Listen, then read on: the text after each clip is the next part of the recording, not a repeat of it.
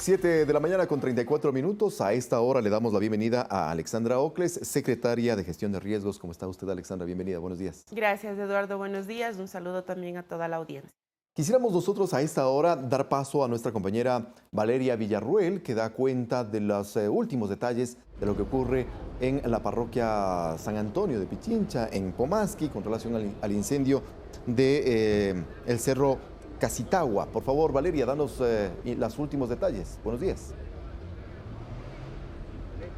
7 horas con 35 minutos de la mañana nos encontramos en el Colegio Nacional Pomasqui, donde se instaló el centro de monitoreo sobre el incendio que se registra ya por tercer día consecutivo en el Cerro Casitagua, en el norte de Quito. Vemos que ya los helicópteros, tanto del Cuerpo de Bomberos, Policía Nacional y Fuerzas Armadas, ayudan en los combates de control y mitigación del fuego a través del sistema de descarga de agua Bambi Bucket. El alcalde de Quito dijo que 400 efectivos se suman hoy a los trabajos, entre ellos 83 de varias provincias. Nos encontramos con Diego Flores, él es de la ciudad de Ibarra, quien también se suma a la mitigación del incendio forestal. Diego, cuéntenos cuántos efectivos han venido, cómo están equipados. Buenos días, gracias por la prensa aquí en este lugar de trabajo que aquí estamos destinados. Venimos 9 de personal del Cuerpo de Bomberos de Ibarra. Salimos a las 2 de la mañana del día de hoy.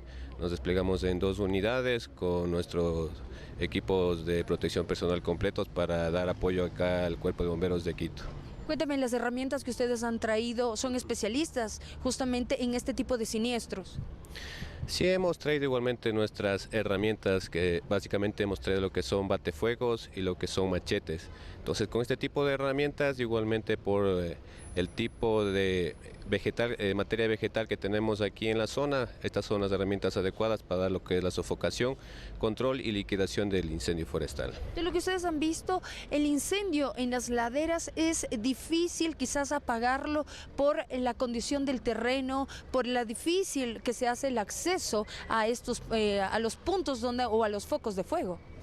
Exactamente, debido a este tipo de topografía que tenemos en el sector, ya que tenemos unas pendientes demasiado inclinadas, 50 a 70 grados aproximadamente, entonces se nos dificulta avanzar el personal directamente hacia los puntos, hacia los focos donde se encuentra el incendio actualmente. Entonces, debido a estas situaciones y a las condiciones climáticas que tenemos el día de hoy, que tenemos una humedad relativa bastante baja, tenemos igualmente temperaturas altas, grandes corrientes de viento, entonces todo esto se suma para que se nos dificulte controlarlo totalmente el incendio. Muchísimas gracias a Diego Flores, él es uno de los bomberos de la ciudad de Ibarra que llegó justamente esta mañana para unirse a las labores de extinción justamente en el Cerro Casitagua, aquí en el norte de Quito. Han llegado también de otras ciudades como de Tulcán, de Lago Agrio, Latacunga, Saquicilí, Pujilí, Santo Domingo, Riobamba y Cotacachi. Eduardo, tú tienes más información, nosotros vamos a seguir pendientes de lo que suceda justamente aquí en el centro de monitoreo en el norte de Quito. Buenos días. Gracias, Valeria. Buenos días. Entonces, queremos nosotros, sobre la base de esta información, empezar nuestra entrevista justamente. La participación de la Secretaría de Gestión de Riesgos está en todas, decíamos, ¿no? Extra micrófonos. Está en incendios, está en sismos, está en la actividad volcánica, está en la vinculación con la sociedad, en escuelas, en colegios, en instituciones públicas y privadas. Es decir, no hay descanso. No hay descanso. La participación en este hecho en particular, ¿cuál ha sido? ¿Cuál es el trabajo que se ha venido desempeñando? Eduardo, al Servicio Nacional de Gestión de Riesgos le corresponde, como ente rector de la política de gestión de riesgos, la articulación interinstitucional. Ayer habían varios elementos que se tenían que integrar y habían también varios requerimientos. En ese sentido, el Gobierno Nacional ha planteado toda la disposición desde las distintas instituciones. Estaba el Ministerio de Educación, estaba Salud, el Ministerio de Ambiente, CNT, CENAGUA, varias de las instituciones, las mismas Fuerzas Armadas, un contingente de 85 efectivos estuvieron apoyando las labores de sofocación y liquidación el día de ayer. Hoy en la mañana también hicieron relevo y están activamente junto a los bomberos trabajando, así que esta coordinación interinstitucional permite entonces que podamos amplificar nuestra capacidad de respuesta junto a todas las instituciones de primera respuesta, como se conoce, y también junto al gobierno municipal. Pero no se trata solamente de integrar a las diferentes instituciones encargadas de participar en este tipo de actividades. La sociedad, los habitantes de a pie, tenemos un rol importante. Por ejemplo, se decía ayer cuáles podrían haber sido las causas y era la intervención del ser humano, es decir, pudo haber sido un cerillo o una fogata mal apagada, en fin. ¿Cómo estamos interviniendo precisamente para generar conciencia y evitar lo que hemos vivido en estos 3 últimos días? Nosotros hemos realizado una serie de campañas porque recordemos, en el 2019, por ejemplo, tuvimos aproximadamente 18.000 hectáreas de vegetación afectada por incendios forestales. Ujú. Y esta es una constante en la cual hay que seguir trabajando en la concientización de la población para que obviamente en época seca, cuando tenemos estas condiciones climáticas que favorecen el desarrollo de los incendios forestales, tengamos toda la precaución, es decir, no encendamos fogatas y luego las dejamos ahí prendidas para que se termine de consumir toda la vegetación alrededor.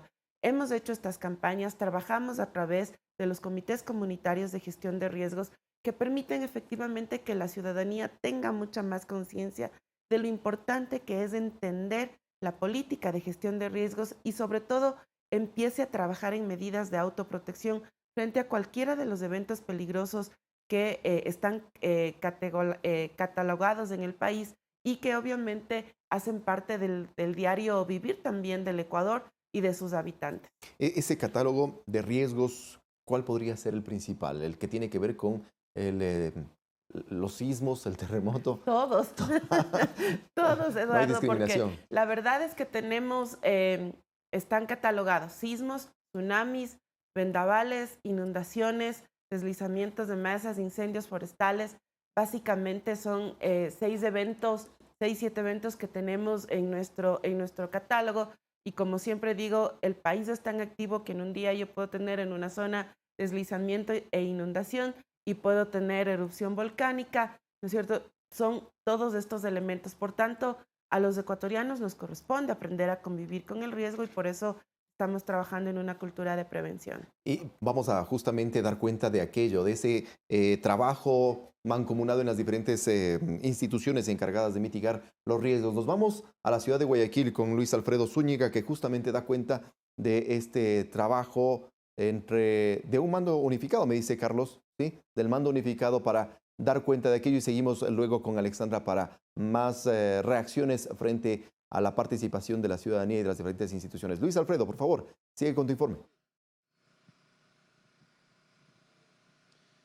Eduardo, secretaria Ocles, también ustedes amigos, muy buenos días. Continuamos aquí en el fuerte militar Huancavilca de Guayaquil, en donde, como le indicamos, también más temprano se ha instalado un puesto de mando unificado entre la Secretaría de Gestión de Riesgos y también las Fuerzas Armadas para la atención de emergencias. Vemos como ya se están realizando también algunas acciones, algún accionar para el traslado, por ejemplo, de heridos. Vemos cómo también se realizan estas acciones. Vemos, mientras hablamos un poco con Edmundo Carbo, director de Gestión de Riesgos. Cuéntanos, Edmundo, ¿qué es lo que vemos en estos momentos en imágenes? En este momento estamos trabajando la atención a una persona que ha resultado herida. Estamos trabajando el proceso de evacuación de familias hacia el alojamiento temporal y hemos recibido un herido. Entonces estamos trasladando inmediatamente al herido hacia el punto de salud, brindarle la atención que necesita y tal vez derivarlo a servicios más especializados. Sería bueno en recalcar lo que también ya mencionamos, que cuáles serían las funciones de estas carpas, ¿no? De dónde provienen y cuáles serían las funciones. Entenderíamos uno de ellos sería la atención médica. ¿Qué más contamos el día de hoy? Bien, el gobierno de Japón nos ha donado estas capacidades, ¿no? Tenemos unas carpas que nos sirven para el área de bodega, el área de cocina, el área de gestión, el punto de salud, la habitación de las familias, tenemos baños, entonces nos permite tener todos los servicios para garantizar los derechos de la población frente a una emergencia. ¿Qué tan importante es contar con estas carpas, con este puesto de mando unificado para atender ya una emergencia real, que pueden ser, por ejemplo, inundaciones a propósito de la etapa invernal, entre otras? Bueno, estas carpas son de muy buena calidad, nos permite garantizar un mínimo de espacios, un mínimo de calidad, un mínimo de protección.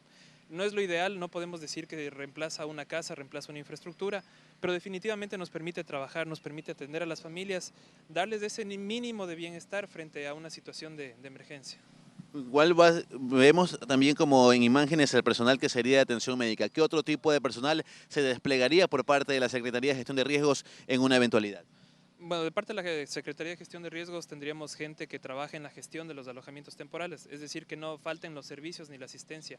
Pero trabajarían personal también de otras instituciones como el MIES para el trabajo con los niños, niñas y adolescentes. Tendríamos personal de protección de derechos en caso de que hubiera algún tipo de estas situaciones. Tendríamos personal de salud del Ministerio de Educación, del Ministerio de Deportes que nos ayudarían con las actividades lúdicas de los niños especialmente. Tendríamos también cooperantes internacionales que vendrían a hacer su trabajo, vendrían a brindar el apoyo, la asistencia técnica al Estado. Ese sería el tipo de personal que tendríamos aquí. Para remarcar también que este tipo de carpas, este tipo de puesto de mando unificado va a ser importante, por ejemplo, para el simulacro del 31 de enero. Correcto. De hecho, estamos trabajando de frente al simulacro del 31 de enero que va a ser en todo el perfil costero del Ecuador y también en la región insular. Estamos trabajando justamente en esas capacidades, aprender a manejar estas carpas que son nuevas, tienen una forma propia de armarse, un armado rápido. Entonces estamos tratando de implementar estas capacidades de modo que el simulacro lo podamos hacer con todas las capacidades instaladas. Bien, continuamos aquí en el Fuerte Militar Huancaville, que como vemos, también las Fuerzas Armadas hacen su parte o forman parte de este puesto de mando unificado. Vamos a conversar ahora con el coronel Francisco Trejo, comandante de la Brigada Guayas. Coronel, muy buenos días. Básicamente, ¿cuál sería el papel que juega, el rol que juegan las Fuerzas Armadas en este tipo de puestos de mandos unificados y la importancia del mismo? Ya, como habíamos ya conversado, en el puesto de mando unificado se realiza la planificación para la ejecución de la ayuda o de los eventos que nosotros en los cuales tenemos que participar en apoyo a la Secretaría de Gestión de Riesgos, con nuestras capacidades logísticas, nuestro personal y todos los medios que dispongamos. Dependiendo también evidentemente de la eventualidad, será el despliegue que resulten o que hagan ustedes.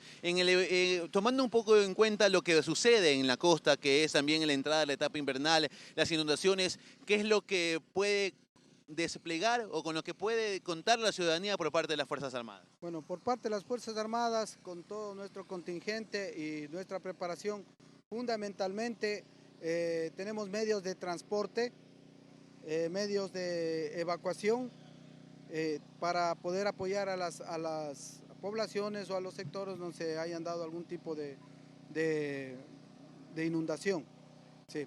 Ahora también observamos que la Secretaría o están en constante capacitación los miembros de las Fuerzas Armadas para atender este tipo de emergencias. Por supuesto, estamos justamente, esa es la coordinación y este es el objetivo de estos ejercicios, en los cuales a través de la cooperación y la coordinación interinstitucional nosotros ponemos a efecto todas nuestras capacidades para apoyar a la Secretaría de Riesgos y a la población en cualquier evento que se pueda dar. Gracias, coronel. Volvemos también con En el Mundo. A extender un poco, cuéntanos más de lo que vamos a tener este 31 de enero. ¿En qué provincias se van a realizar? ¿Cuál va a ser el escenario y el despliegue que vamos a contar este 31? Bien, vamos a trabajar en las provincias de Esmeraldas, Manabí, Santa Elena, Guayas, El Oro y también en la región insular, en Galápagos. Vamos a trabajar todo el tema de coordinación, es decir, los COEs, cantonales, provinciales, nacional. Vamos a trabajar la evacuación de las personas. Vamos a trabajar también con el sector privado y cómo funciona el sector hotelero principalmente en estos procesos de evacuación. ¿Cuál va a ser el escenario que se va a simular? Vamos a tener un sismo de 8.8 frente a las costas de Esmeraldas y también su consecuente tsunami. Entonces vamos a trabajar con esos dos escenarios. ¿Se va a utilizar este puesto de mando unificado también para el simulacro? Vamos a trabajar, sí, con algunos emplazamientos. Vamos a armar también el COE nacional en una localidad distinta para probar otras capacidades. Eso es lo que tendríamos en el simulacro. Perfecto, eso es lo que podemos informar desde el Fuerte Militar Huancavilca en Guayaquil, donde se ha instalado este puesto de mando unificado de la Secretaría de Gestión de Riesgos y también de la mano de las Fuerzas Armadas. Volvemos contigo, Eduardo, en estudios. Muy buenos días. Gracias, Luis Alfredo. Un simulacro que, digamos, un trabajo más bien interinstitucional que mira hacia el 31 perdón, de enero con relación al simulacro. Detalles de esto, por favor, Eduardo, señora es súper importante. Cada 31 de enero el Ecuador celebra, más bien conmemora el evento que en 1906 se diera aquí en costas ecuatorianas, un sismo de 8.8, uno de los más fuertes en el Pacífico, en la frontera colombo-ecuatoriana, que tuvo entre tantas consecuencias un tsunami. A partir de eso, cada año es el cuarto simulacro que desarrollamos. Este 31 de enero, de la misma manera, vamos a generar la simulación y el simulacro de evacuación. Van a activarse todo el sistema de alerta temprana, 152 sirenas de las 178 que están instaladas ya en todo el perfil costero van a funcionar. Vamos a trabajar con las 6 provincias que hacen parte del simulacro y vamos a instalar el COE nacional. El epicentro de todo este ejercicio va a ser el cantón Atacames en Esmeraldas. Ahí se va a instalar el COE provincial. Algunos ministros, 2 ministros especialmente, han pedido estar en esa zona y el resto vamos a estar en el COE nacional presidido por el vicepresidente que estará instalado en Guayaquil. Interesante, interesante. Y básicamente el trabajo de la ciudadanía con relación a estos simulacros, ¿cuál tiene que ser? ¿Cuál es la actitud que debe asumir? La actitud es de participación, es decir, ese día, a la hora que se dé ya la señal, se indique salir de su casa, salir de su trabajo, tomar las rutas de evacuación que están previamente señalizadas, ¿no es cierto? Recorrer la ruta, conocer cuál es su punto seguro, llegar al punto seguro. Vamos a contar con el apoyo de, como ustedes han visto ahí, de Fuerzas Armadas, de Policía Nacional, que brinda toda la seguridad. Pero lo que nos interesa es que la población participe. Y participe porque precisamente esa es una de las medidas de autoprotección. Saber en mi barrio, en mi comunidad, en mi sector, en mi trabajo, cuáles son las rutas que tengo para llegar al punto seguro, cuál es el tiempo que necesito emplear para poder hacer todo el recorrido. Es decir, es un proceso pedagógico que nos permite aprender qué es lo que tengo que hacer en el caso de que suceda un evento como puede ser un tsunami, posteriormente a un sismo, ¿no? Estas experiencias nos permiten quizás calificarlo de alguna manera como un avance en la preparación de la gestión y el manejo de riesgos, ¿no? La gestión de riesgos más precisamente. Sin embargo, siempre es necesario perfeccionar. ¿Cuánto se ha avanzado? ¿Cuánto nos falta para estar alertas ante cualquier eventualidad? Decíamos justamente, ¿no? Inundaciones, tsunamis, incendios, sismo, la actividad volcánica que es muy intensa, además de nuestro país. En fin, tantos riesgos potenciales que tenemos. Eduardo, creo que hay un avance importante en el desarrollo de la política pública de gestión de riesgos.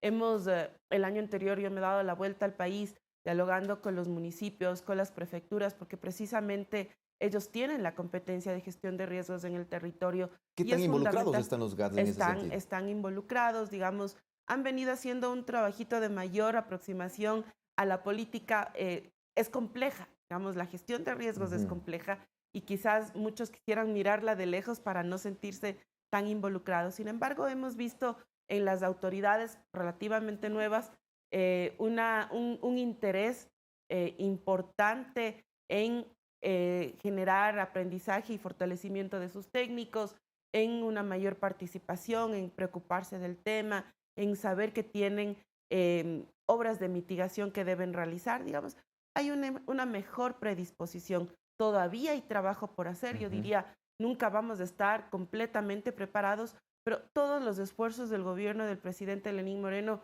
recuerden que hace poco entregamos estas 2 boyas que hacen parte del sistema de alerta temprana, es precisamente orientado a eso, a que tengamos un nivel de preparación importante después de todo lo que hemos vivido. Hay un antes y después del 16A y en esa medida el trabajo se está desarrollando conjuntamente las instituciones públicas, los gobiernos autónomos descentralizados, la sociedad civil, la academia y los sectores privados que también hacen parte de este proceso.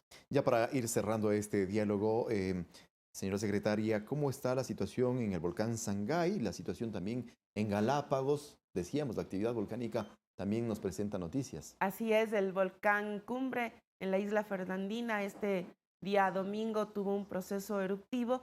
Estamos monitoreando conjuntamente con el Instituto Geofísico, que es el encargado del tema, nos va reportando la actividad del volcán. Digamos, es un volcán que está en una isla deshabitada y que obviamente no genera mayor afectación, a no ser, sí, la fauna típica de la isla, pero hay un monitoreo constante. Y en cuanto al volcán Sangay, también es uno de los más activos, ha tenido desde el año anterior, desde el 2018, en realidad, procesos eruptivos con algunos lapsos de tiempo. En este año, entre el 2019 y el 2020, también ha tenido una actividad bastante intensa. Hemos detectado caída de ceniza en varias provincias, Azuay, Chimborazo principalmente, que es hacia donde los vientos están dirigiendo la ceniza, pero estamos haciendo un monitoreo también constante. En el caso del Sangay, había en su momento una preocupación especial, que era la acumulación de material volcánico en la confluencia de los ríos Volcán y Upano. Pero el río se está encargando de ir llevando también el material. De todas formas, estamos activados conjuntamente con varias instituciones para poder hacer un seguimiento de este tema. La prefectura estaba abriendo una trocha precisamente para poder llegar de mejor forma al lugar donde tenemos la acumulación del material volcánico y por cualquier situación poder tener una vía que permita la limpieza de esa zona. Así que trabajamos articuladamente con las distintas instituciones, pensando siempre en la protección de la población y obviamente activando todas nuestras capacidades para una respuesta efectiva. Justamente con relación a la población, que resulta ser lo más importante con relación a estos eventos de la naturaleza, ¿cómo está preparada? ¿Cómo está esa vinculación con la sociedad desde la Secretaría de Gestión de Riesgos? Eduardo, le comentaba que para nosotros un nexo importantísimo ha sido la consolidación de los comités comunitarios de gestión de riesgos.